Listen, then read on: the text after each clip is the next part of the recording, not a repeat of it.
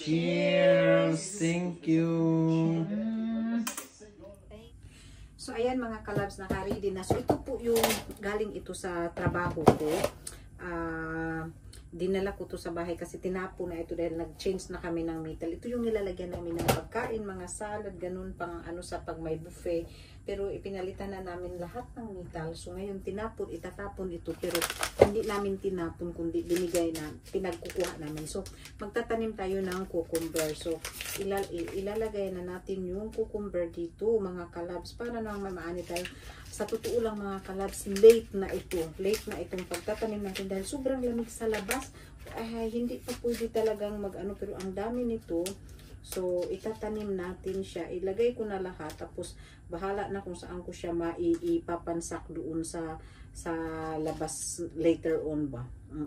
Kaya lamihan ko na kasi hindi naman siya lahat tutubo. Yan, so maglalagay na tayo pero kunti lang naman ito. So ilagay ko na, tapos pag mayroong bibigay ko naman sa mga kaibigan ko, sa kaka-worker ko minsan nagbibigayan kami ng mga itatanim ba. So ngayon ito na, umpisahan ko na. Medyo late na nga siya pero kaya pa ito dahil mayroon pa naman tayong May pa lang naman. So May, June, July, August, September, makaani pa tayo kasi 3 months time lang. Yung 3 months time lang yung patubo natin ito. So dapat kasi tubo na ito, kaso lang hindi mo mailipat sa labas. Pero madali lang ang magpatubo nito, siguro mga some days lang tutubo na ito kasi lagyan ko ito ng plastic sa taas. So mabilis ito tutubo mga kalabs. Ayan. So ang gagawin natin is, ang hirap pag may gloves, hirap magtanim ng may gloves mga kalabs. Alam nyo ba yun? Mahirap, mas maganda talaga yung diretso, yung kamay, yung gagamitin mo ba, ganyan, diretso. Kaya lahat ito cucumber. So parang siguradong may tutubo. Ilahat ko na ito. Ilalahat ko na siya. Sana nga tutubo siya kaagad. Kasi nakalagay dito naman is 10 days. 10 days bago siya tutubo siguro. Beginning of June siya dapat ilagay sa labas na. So ibig sabihin, beginning of June maglagay ka na, tubo na siya. Kaya kailangan mo talaga siyang ipatubo sa loob ng bahay kasi nga malamig, hindi mo siya kaya kasi pag nilagay mo siya sa labas ng June hindi maghintay ka pa ng ilang araw bago pa siya so yan. So ilalagay natin dito yung plastic. Saan na ba yung plastic? Para alam natin kung ano ang tinanim natin dito. Ayan, so yan. Cucumber, tapos lalagyan natin siya mamaya ng Susunod naman is yung ating favorite na zucchini. Yun naman ang itatanim natin. So kaya yung melon ko nawala. So ito naman ay zucchini. So ilalagay din natin ito dito. Ayan, ganyan dito mga kalab sa Finland tayo.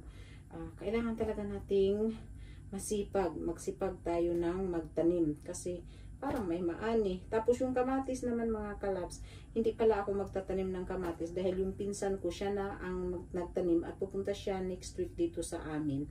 Siya na mismo ang magdala sa akin ng natubo na, kaya itatanim ko na lang sa labas. Ngayon gagawin ko ng paraan kung paano ko siya patubuin. Ayan, hanggang dito lang itong so mahati ko ito. Ngayon, hindi ko alam ilalagay ko dito. Yan. So, hindi ayaw na ni David. Alala nyo last year, di ba dito sa terrace namin, ayaw na ni David ding palagyan dyan sa terrace namin kasi bumili kami ng bagong sofa. Hindi na siya bagay doon sa So, ngayon, saan yung pumpkin ko? Wala akong pumpkin. Imposible wala akong pumpkin. Nataka-imposible wala akong pumpkin. Sa totoo lang. Ayan, puro man puro pizza, zucchini. Saan yung pumpkin ko? Ito naman yung kalabasang maliliit. So, ang cute niya. So, itatanim din natin. Tatanim na natin lahat. Hindi na tayo mag-save pa. Tatanim na natin siya lahat. So, dito siya. Ayan, minsan, hindi na natin maalala kung anong pinagtatanim natin. Kaya, ilalagay natin dito yung, yung tawag nito.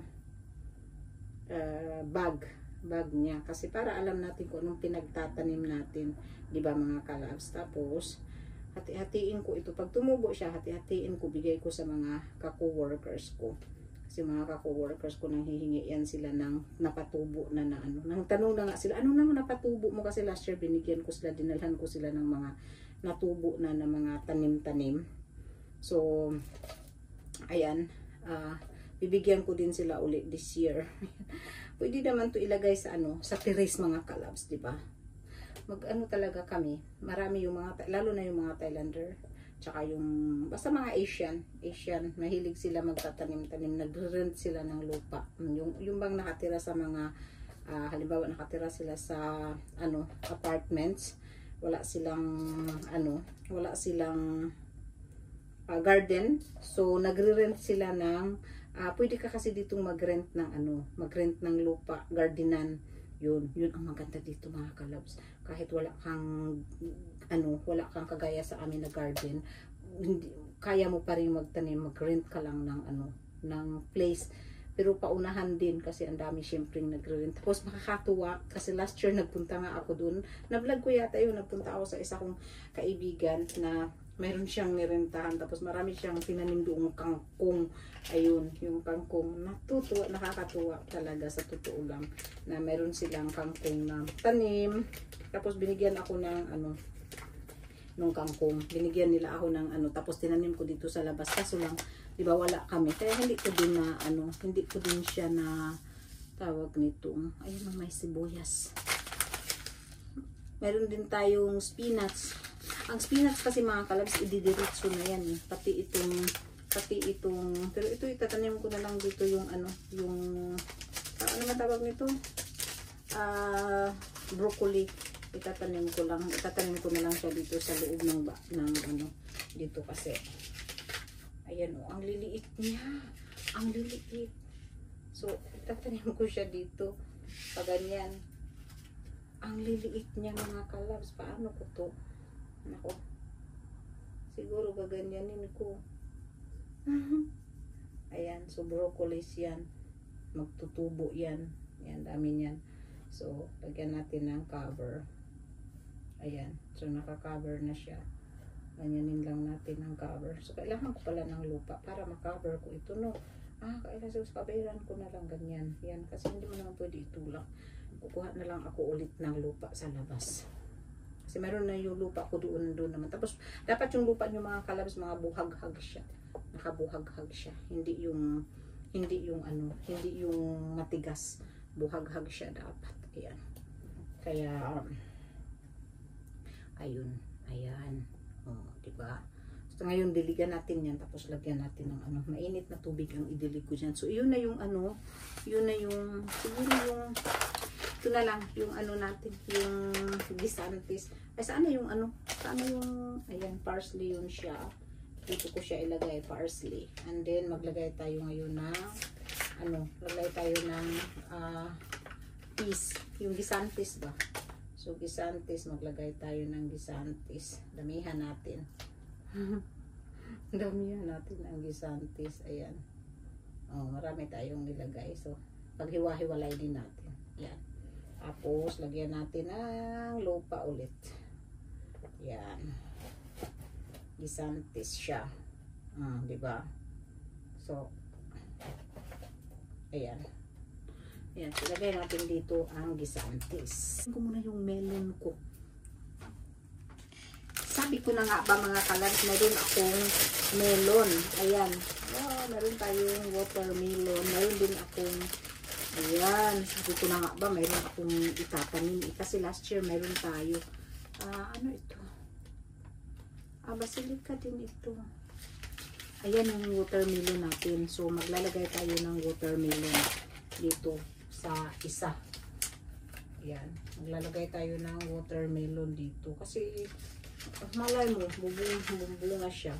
O, diba? Ay, sus, kakunti lang ng watermelon natin. Ilang piraso lang ito. Ayan. Pero okay lang din yan. Yan.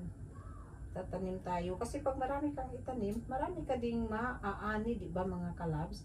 So, tanim lang tayo ng tanim. Wala namang mawawala pag nagtatanim tayo. Yan. Baka ilan lang ang nito. Yung ilan lang din ang bubunga ba dito. Kaya, ayan. So, dito, lagyan natin ng lupa Oh, yan. Watermelon na yun. Watermelon. And then, meron pa tayo mga kalabs. Kasi inano ko, may bulaklak. Yung bulaklak doon ko ilagay sa ano. Tapos meron tayo ditong coriander. Meron din tayong gisantes. Ay, yung cucumber meron naman na. Tapos yung basilica, spinach. Yung mga basilica at spinach, diretso na kasi ito. At saka yung coriander, diretso na natin itanim. Kaya hindi na. Tapos meron ko dito, sili. Ano kaya ito? Kamatis. Kamatis ito. Pero hindi ko naman kailangan. Kasi meron na nga kamatis. So, ang ilalagay ko dito is yung ating yung ating bagyo beans.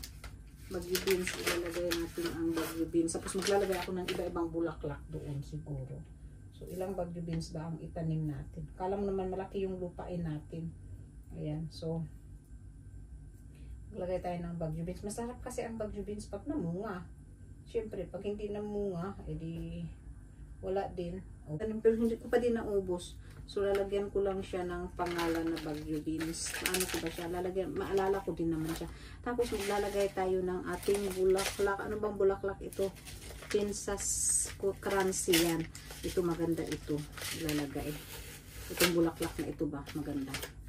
Yan. So, maglalagay tayo dito ng bulaklak. Ito yung lalagay ko dito. Kasi maganda ito ilagay ko doon sa ano natin.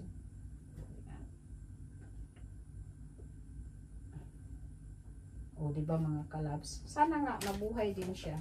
Sana mabuhay siya. Mabuhay itong ating tinatanim, di ba? Kasi syempre, importante na may matanim tayo. Yun lang.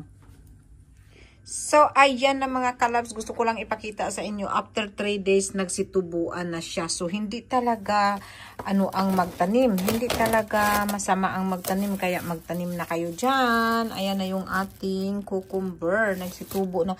Ito naman yung ating broccoli. Ayan, mataas na, kaya kailangan ko na siyang ilipat sa labas. Kasi pag hindi yan ilipat, sayang talaga. Ayan, oh, ang bilis ng nila, ang tubo nila. Yun din yung natin, yung melon yun. Kita nyo. Ayan. So, tumubo na siya mga kalabs. Ayan. So, gusto ko lang i-update sa inyo na hindi talaga, ang magtanim.